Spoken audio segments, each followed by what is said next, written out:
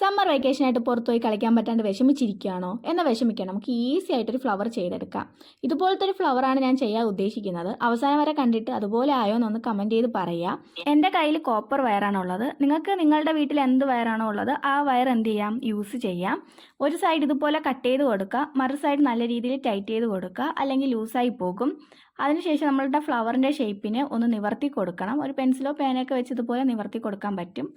ഇനി നമുക്ക് പെറ്റൽസ് ചെയ്യണം. അതിന് നീളത്തിനൊരു പേപ്പർ കട്ട് ചെയ്ത് ഇതുപോലെ മടക്കി കൊടുത്താൽ നമ്മളുടെ പെറ്റൽസ് റെഡിയാവും. ഒരു 4-5 ഒരെണ്ണത്തിന് മതിയാവും. അതിനുശേഷം ആ ഒരു കോപ്പർ വയറിൽ എന്ത് ചെയ്യുക, ഇതുപോലെ ഒട്ടിച്ചു കൊടുക്കുക. നടുക്ക് വേണം പശ ഒട്ടിച്ചു വയ്ക്കാൻ. പിന്നെ നമ്മളുടെ പേപ്പർ ഒന്ന് മടക്കി നമുക്ക് സ്റ്റെം ഉണ്ടാക്കി എടുക്കാൻ പറ്റും.